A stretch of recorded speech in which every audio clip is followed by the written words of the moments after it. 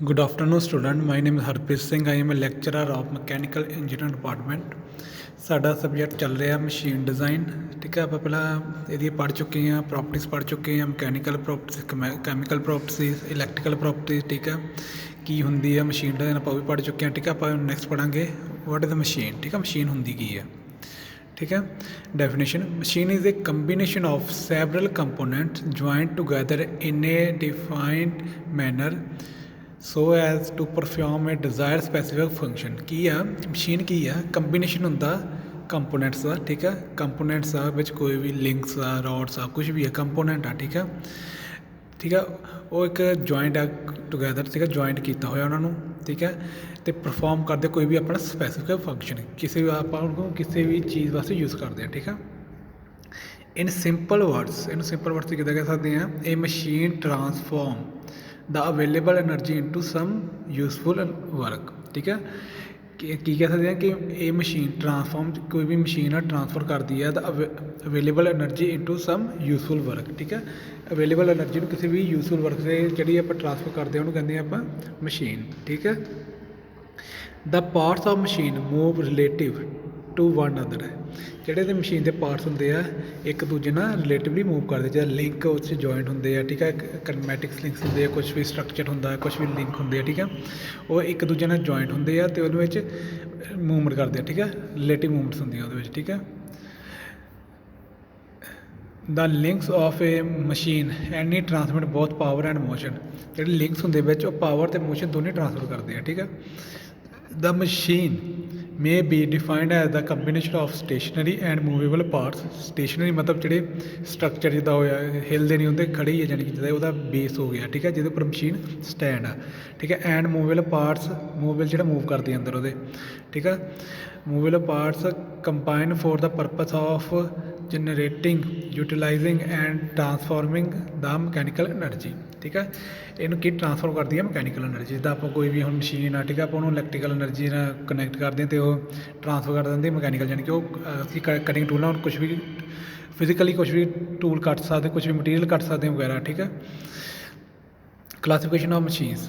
ठीक है, number 1 mechanical energy generating machine, second is mechanical energy transforming machines, mechanical energy utilising machine. ठीक है, पहला है मकैनिकल एनर्जी जनरेटिंग मशीन।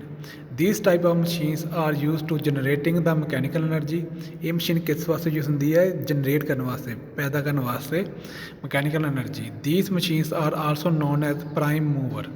इनू आप प्राइम मूवर भी कहते हैं। एग्जाम्पल की है IC engine, gas turbine, steam turbine. ठीक है, जी एनर्जी मकैनिकल एनर्जी जनरेट करती है वो एग्जाम्पल है आईसी इंजन तो गैस टरबाइन तो स्टीम इंजन। जिदा अपना आईसी इंजन हो गया अपना जिदा फ्यूल पाते हैं गड्डियां। ठीक है, इंजन जोड़े लगे होंगे वो आईसी इंजन होंगे मोटरसाइकिल वगैरह बाइक वगैरह। ठीक है, आईसी इंजन यानी कि उन्हें जी पेट्रोल जो पेट्रोल आप पाया उन्हें उन्होंने कन्वर्ट किया मकैनिकल एनर्जी। ठीक है, मकैनिकल फिर ताई वो चल रही है। ठीक है, ये होंगी है आईसी इंजन तो गैस टरबाइन जो जनरेट करते हैं मकैनिकल एनर्जी। ठीक है, अगे है मकैनिकल एनर्जी ट्रांसफॉर्मिंग मशीन्स। ठीक है, these types of machine are use for transforming the machines from one place to another, यानी कि ट्रांसफर करना एक प्लेस टू अनदर से। ठीक है, इलैक्ट्रिकल जनरेटर जो जनरेटर हो गया, एयर पंप हो गया, हाइड्रोलिक पंप हो गया।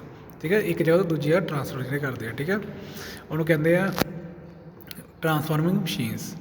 नैक्सट है mechanical energy utilising machine. These type of machines are used to utilize the mechanical energy. Example lathe, milling machine, drilling machine, grinder and other machine tools। ठीक है, utilise यानी कि उन्होंने यूज़ करना। ठीक है, यूटिलाइज द मकैनिकल एनर्जी। ठीक है, उन्होंने यूज़ करते हैं आप जो लेथ मशीन के आप तो कोई काम कर ले लेंगे हैं। ठीक है, कोई भी राउंड बार आप बनानी हो बार राउंड कोई भी पार्ट बनाना हो। ठीक है, मिलिंग मशीन कोई आप ਉਹਦੇ टीथ कट्टने स्पर गेयर कट्टने हैं। ठीक है, उस वास्ते ड्रिलिंग होल्ड करने वास्ते। ठीक है, ग्राइंडिंग किसी भी सरफेस में फिनिशिंग स्मूथ देने वास्ते। ठीक है, एंड अदर मशीनिंग टूल किसी कुछ भी मशीनिंग परपस वास्ते आप जी यूज़ करते हैं। ठीक है, ये होंगी sari machine.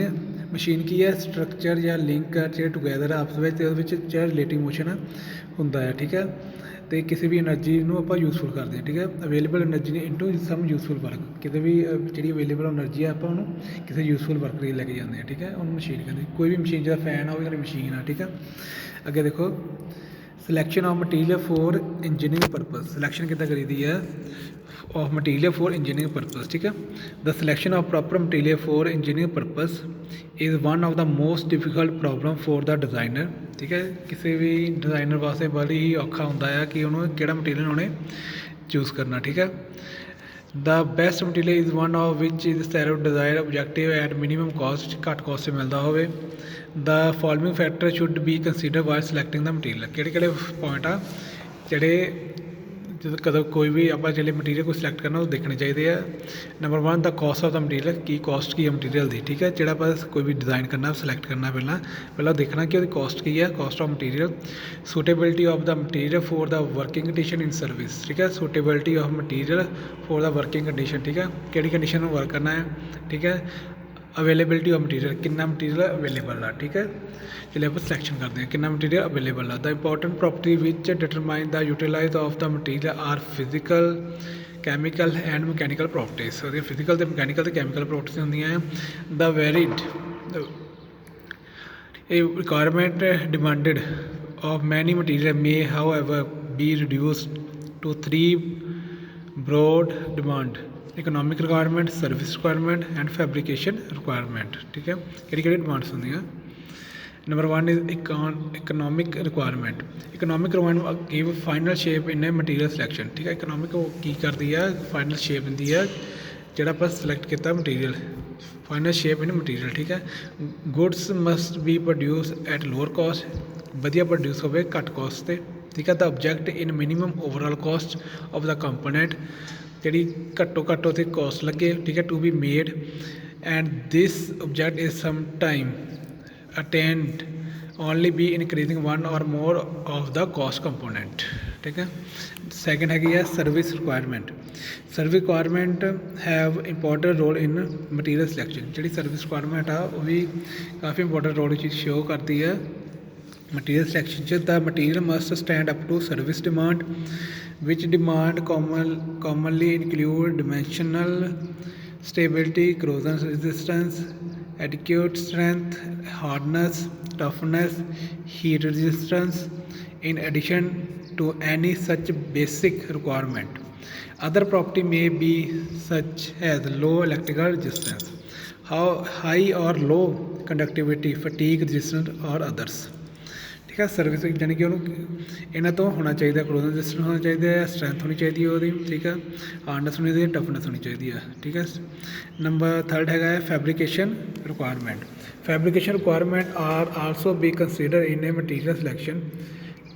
It must be possible to share the material and to join it other material. The assessment of fabrication requirement concern question of machinability, hardenability, heat treatability, ductility, castability and weldability qualities which are sometimes quite difficult to assess, ठीक है। आगे criteria of material selection.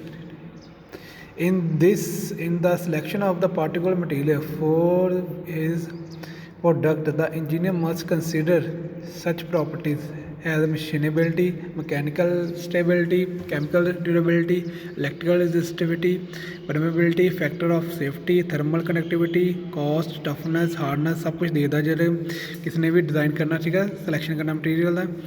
Many engineering design depend upon the development of the complete new material.